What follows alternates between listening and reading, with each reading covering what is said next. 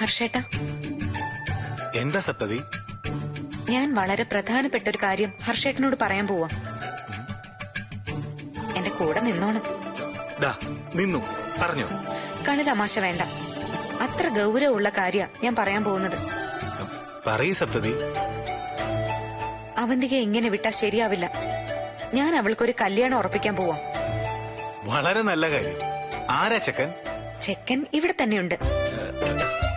ഞാനാ? കൊന്നുകളയും ഞാൻ. ഒരു ചെക്കൻ വന്നേക്കുന്നു. നീ വളച്ചു കിട്ടാത്ത കാര്യം പറ സപ്തതി മാളികപ്പുറം. അതെ, വേറെ ആരുമല്ല, ജിത്തേട്ടൻ.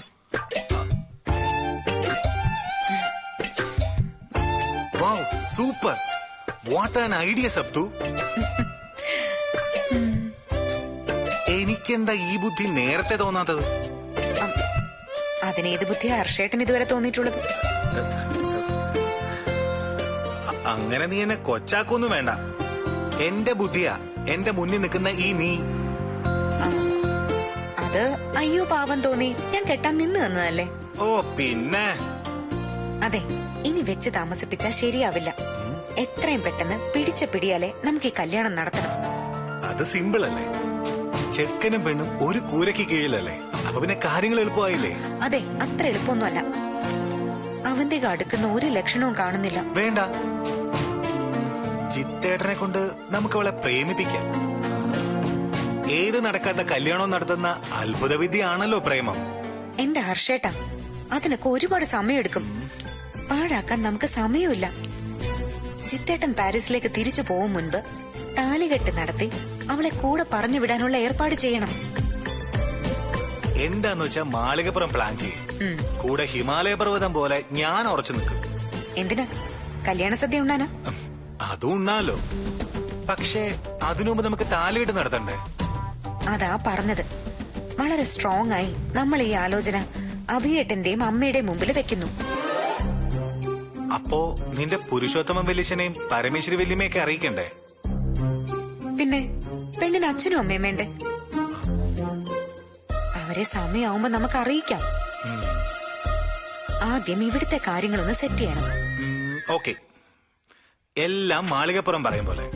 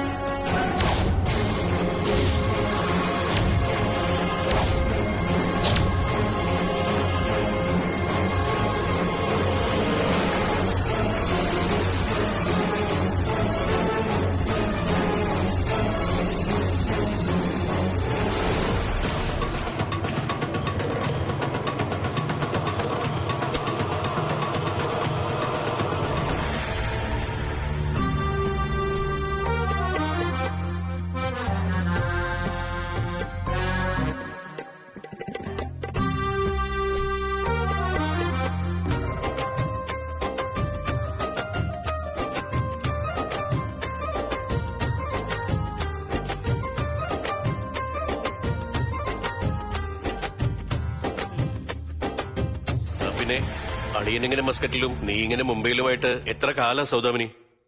നിനക്ക് അളിയന്റെ കൂടെ മസ്കറ്റിൽ ചെന്ന് നിന്നൂടെ? ഏട്ടൻ ഇത് എന്തറിഞ്ഞിട്ടായി പറയുന്നേ? ഞാൻ പോന്നാ പിന്നെ മുംബൈയിലെ ബിസിനസ് ഒക്കെ ആര് നോക്കും? ഇപ്പൊ നീ ഇവിടെ വന്നപ്പോ ആരാ നോക്കുന്നേ? അവരെന്നെ നോക്കിക്കോളും. മാർവാടികളെ അങ്ങനെ കണ്ണടച്ച് വിശ്വസിക്കാൻ പറ്റില്ല ഏട്ടാ. പണി പാലും വെള്ളത്തിൽ കിട്ടും. അപ്പൊ നീ മുംബൈക്ക് തിരിച്ചു പോവാ? എന്താ എന്നെ പറഞ്ഞയക്കാൻ ഏട്ടന് തിരക്കായോ? ഛേ, നീ എന്താണ് ഇങ്ങനെ പറയുന്നേ? നീ എന്റെ ഒറ്റ പെങ്ങളല്ലേ? ഹാ, മുംബൈയിലെല്ലാം വിറ്റുപിറക്കി ഞാൻ ഇവിടെ നാട്ടിലങ്ങ് സെറ്റിൽ ചെയ്താലോന്നാ ഇപ്പൊ എന്റെ ആലോചന. അതേതായാലും നന്നായി. ആർക്കു വേണ്ടിയാ അളിയൻ ഈ അന്യനാട്ടിൽ കിടന്ന് കഷ്ടപ്പെടുന്നേ? ഹാ, റിസൈൻ ചെയ്തിട്ട് പോരാൻ പറ. എന്നിട്ട് നമുക്കെല്ലാവർക്കും കൂടി ഇവിടെ അങ്ങ് കൂടാം. ഹാ, അതാ എന്റെയും തീരുമാനം.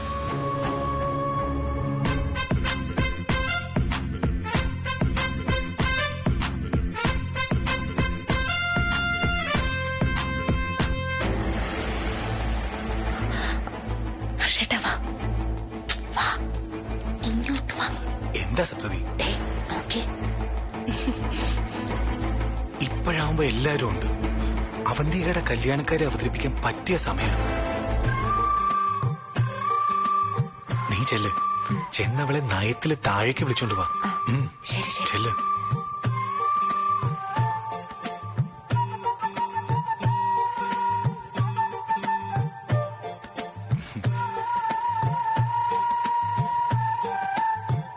ആഹാ, ഇതെന്താ ഒരുമാതിരി AICCയുടെ സമ്മേളനം പോലെ ഗ്രൂപ്പ് തിരിഞ്ഞൊരു ഡിസ്കഷൻ. നീയും കൂടിക്കുമോനെ ഏതെങ്കിലും ഗ്രൂപ്പില്? ഇക്കാലത്ത് അതുകൊണ്ടൊക്കെ രക്ഷപ്പെടാൻ പറ്റൂ. ഏട്ടനെന്തുകൊണ്ട് ഇത്ര ഗൗരവത്തിൽ നോക്കുന്നത്?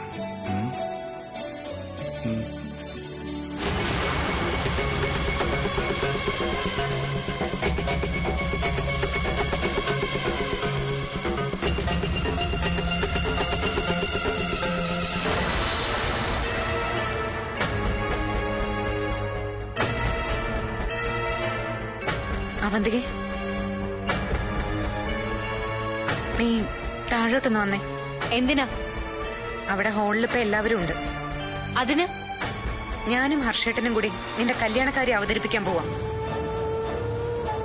ഞാൻ നിന്നോട് പറഞ്ഞതല്ലേ അത് നടക്കില്ലെന്ന്. നടക്കണം, നടന്നേ പറ്റൂ. ഒന്നുകിൽ നീ നിന്റെ വീട്ടിൽ പോണം, അല്ലെങ്കിൽ കല്യാണം കഴിച്ച് ഭർത്താവിന്റെ കൂടെ പോണം. ആയുഷ്കാലം ഇങ്ങനെ അടുത്തോണ്ട് പറ്റി ഇവിടെ കഴിയാന്ന് വിചാരിക്കണ്ട. ഇപ്പൊ ഒരു തീരുമാനം നീ പറയണം. അതറിഞ്ഞിട്ടേ ഞാൻ ഇവിടുന്ന് പോകുന്നുള്ളൂ. തീരുമാനം ഞാൻ പറഞ്ഞാ മതിയോ?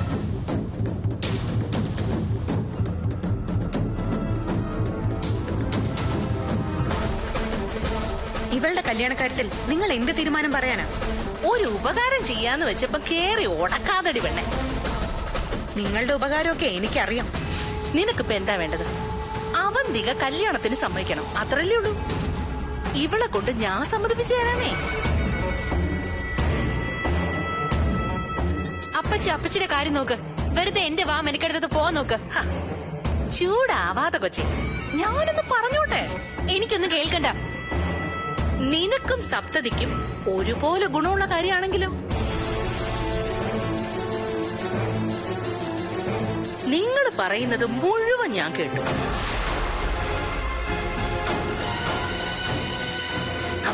ഒടിച്ചെന്ന് കേട്ടതല്ല, ഈ വഴി പോയപ്പോ അറിയാതെ കേട്ടുപോയതാ. കേട്ടപ്പോ എനിക്ക് തോന്നി നിങ്ങളുടെ രണ്ടാളുടെയും ഭാഗത്ത് ന്യായമുണ്ടെന്ന്. എന്ത് ന്യായം? ഇവളുടെ ഭാഗത്ത് ഒരു ന്യായവും ഇല്ല. അങ്ങനെ സപ്തതിയും പറഞ്ഞാലോ?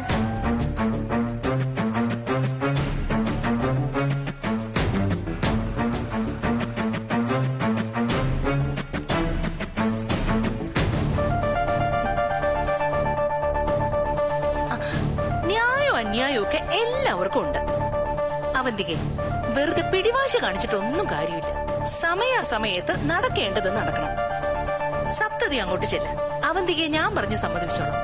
അപ്പച്ചി വെറുതെ സമയം കളയണ്ട. ഓ, ഇക്കാര്യത്തിൽ ഇത്തിരി സമയം പോയാലും കുഴപ്പമൊന്നുമില്ല. സപ്തതി ചെല്ലുന്നേ, ഞങ്ങളിപ്പോ വരാം. ധൈര്യമായിട്ട് പൊക്കോ. സൗദാമിനിയപ്പച്ചല്ലേ പറയുന്നത്.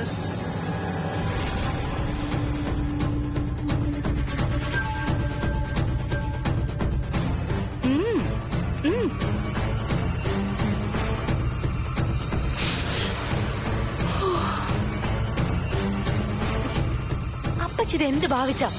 നിങ്ങൾ എന്താ കൂറുമാറിയോ? മാറി. ശർമിള നാത്തുവിന്റെ ഭാഗത്ത് നിന്ന് അവന്തികയുടെ ഭാഗത്തേക്ക്.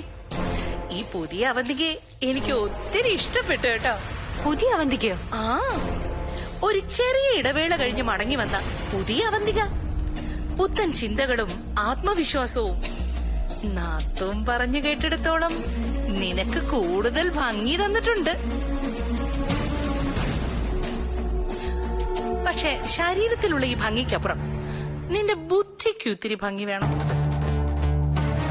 മനസ്സിലായില്ല. നീ ഇപ്പൊ അവളോട് കലിച്ചിവിടെ നിൽക്കുവല്ല വേണ്ടത്, നേരെ താഴെ വരണം. ആ, അതങ്ങ് പള്ളി പോയി പറഞ്ഞാ മതി. നിങ്ങൾക്ക് ഇന്ദ്രജിത്തിനോട് ഇത്ര ആരാധനയാണെങ്കിൽ ഒരു കാര്യം ചെയ്യും, നിങ്ങൾ അങ്ങ് കെട്ടിക്കോ. ഇതാ നിന്റെ കുഴപ്പം.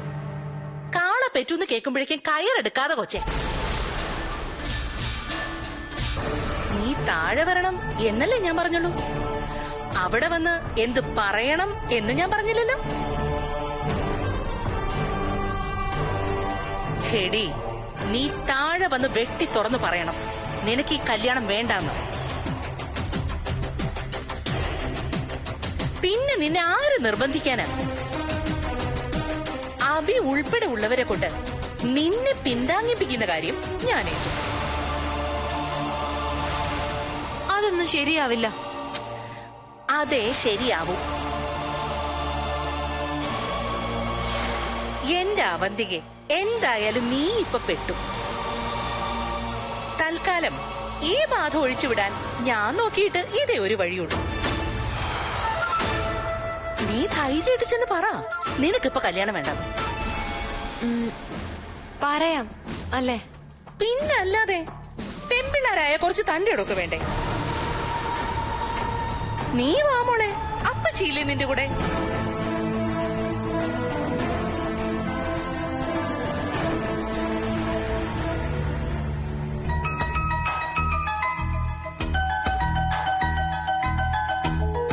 എന്തായി? സൗദാമിനെ പറ്റി സംസാരിക്കുന്നുണ്ട്. സൗദാമിനെ പറ്റി പറഞ്ഞ അവന്തിക അനുസരിക്കോ? ആ, അറിയില്ല, നോക്കാം. അവളെ സമ്മതിപ്പിച്ചോണ്ട് വരാന്നാ അവര് പറഞ്ഞത്.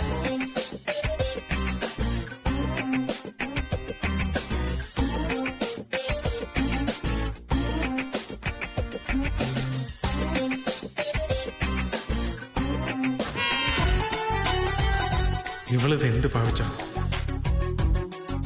ഇതെന്റെ വീടാണെന്ന ചിന്തയെങ്കിലും മിനിമം വേണ്ടേ? അച്ഛനും ഹർഷനും സപ്തതിയൊക്കെ എന്ത് വിചാരിക്കും? ഓരോ ദിവസം കഴിയുന്തോറും ഇവളുടെ അഹങ്കാരം കൂടി വരും. എത്രയും വേഗം ഇവളെ ഇവന്റെ കൂടെ പാരീസിലേക്ക് പറഞ്ഞയക്കണം.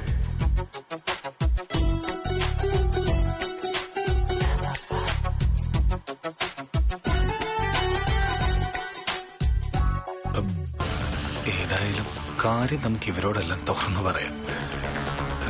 അല്ല, അവന്തിക സമ്മതിക്കുമെന്നറിയാതെ ഇവരറിഞ്ഞ അവളെ കൊണ്ട് സമ്മതിപ്പിക്കാൻ ഇവരും സഹായിക്കുമല്ലോ. ഏതായാലും ഞാൻ പറയാൻ പോവാം.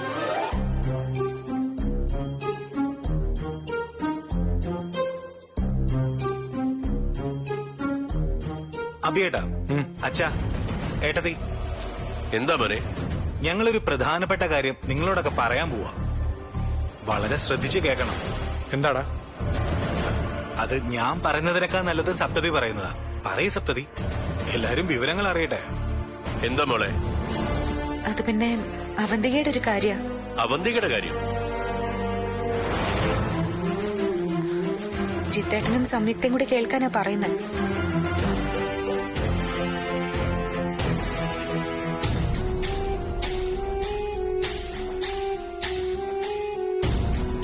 അതെ, അവന്തിക ഇപ്പൊ വരും.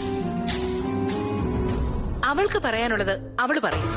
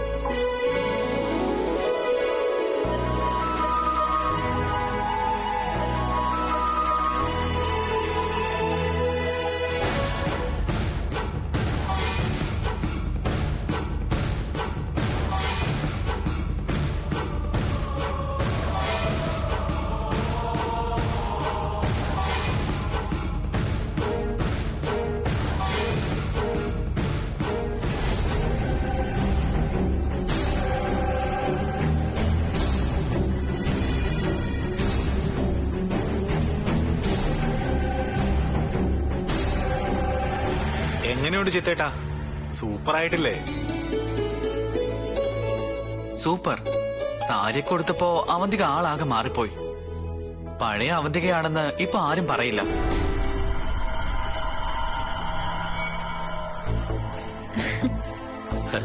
അതെ അതെ, ജിത്തു പറഞ്ഞത് സത്യമാ. അല്ല അവന്തികെ, നിനക്ക് നാണിക്കാനൊക്കെ അറിയും. അപ്പോ ജിത്തേട്ടന് അവന്തിക ഇഷ്ടായി അല്ലേ?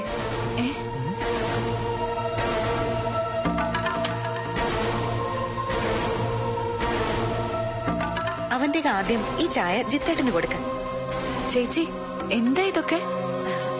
ഞങ്ങള് നിന്റെ ഫ്രണ്ട് ജിത്തേട്ടന് വേണ്ടി അവന്തികയെ കല്യാണം ആലോചിക്കുക.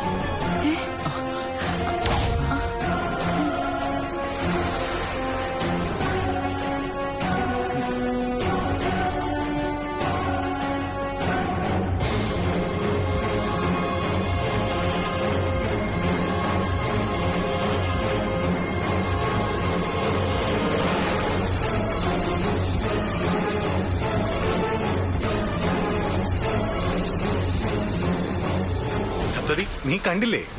ജിത്തേട്ടൻ ഞെട്ടി. ഞാൻ പറഞ്ഞില്ലേ?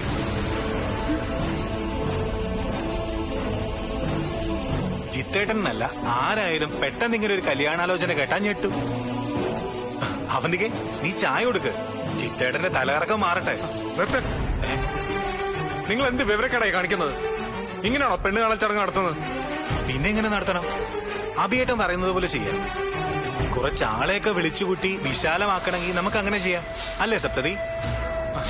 എടാ, ഞാൻ ഉദ്ദേശിച്ചത് ഇന്ദ്രജിത്തിന്റെ സമ്മതം ചോദിച്ചോന്നാ. ജിത്തേട്ടൻ അവന്തിക്ക് ഇഷ്ടമാന്ന് പറഞ്ഞല്ലോ, പിന്നെന്താ പ്രശ്നം? ഇഷ്ടമാന്നല്ലേ പറഞ്ഞോളൂ, അതിന്റെ അർത്ഥം കല്യാണം കഴിക്കാന്നാ? ഏട്ടൻ ചുമ്മാ ഒരു നല്ല കാര്യം വരുമ്പോ ഇടങ്കോലിടല്ലേ? അവന്തിക്ക് എന്താ ഒരു കുറവ്? പഠിപ്പിന് പഠിപ്പ്, സൗന്ദര്യത്തിന് സൗന്ദര്യം, കാശിന് കാശ്.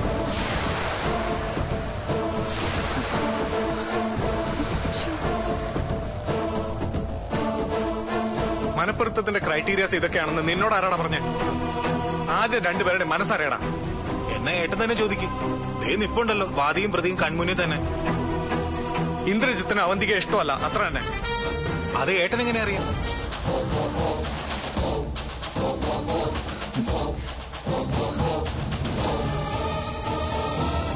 ഹർഷ, നീ മിണ്ടാതിരിക്കും. അഭി പറഞ്ഞതാ ശരി. കല്യാണം എന്ന് പറഞ്ഞ പിള്ളേരുകളിയല്ല, മനപ്പൊരുത്തം തന്നെയാ ഒരു ദാമ്പത്യ ബന്ധത്തിന്റെ അടിത്തറ. ഇവിടെ ഇപ്പൊ പൊരുത്തക്കേടൊന്നും ഇല്ലല്ലോ അച്ഛാ. ജിത്തേട്ടൻ പാരീസിൽ നല്ല പൊസിഷനിൽ വർക്ക് ചെയ്യുന്ന ആള്. അവന്തികയാണെങ്കിൽ എഡ്യൂക്കേറ്റഡും സ്മാർട്ടും. പോരാത്തതിന് ഇമ്മൻസ്ലി റിച്ചും. ഒരു നല്ല വിവാഹ ബന്ധത്തിന് ഇതൊക്കെ പോരെ അച്ഛാ? അതെ അതെ, നല്ല കലക്കൻ ആലോചന. ഇത് ശരിയാവില്ല. അതെ. അതെന്താ? ശരിയാവില്ല, അത്ര തന്നെ. ഇന്ന് നീ മാത്രമേ പറയൂ. ഇത്രയും നല്ലൊരു ജോഡി ഞാൻ ഇതിനു മുൻപ് കണ്ടിട്ടില്ല. മെയ്ഡ് ഫോർ ഈച്ച് അതർ എന്ന് പറഞ്ഞ അത് ജിത്തേട്ടനും അവന്തികയാ.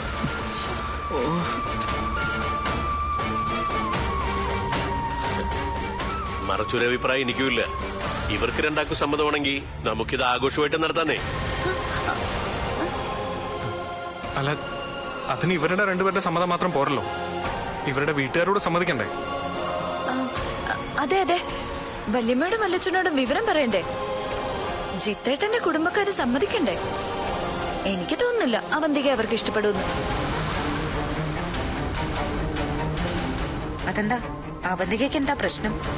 പറഞ്ഞല്ലോ ചേച്ചി, അവന്തികയ്ക്കല്ല, വീട്ടുകാർക്ക് ഇഷ്ടപ്പെടില്ല.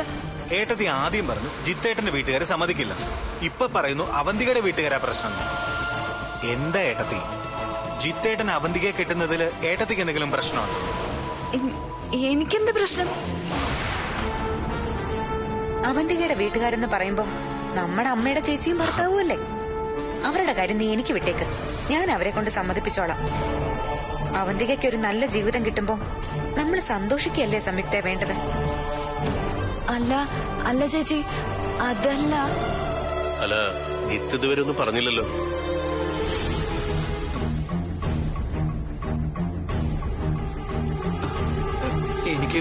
എനിക്കൊരു 2 മിനിറ്റ് സമയം വേണം.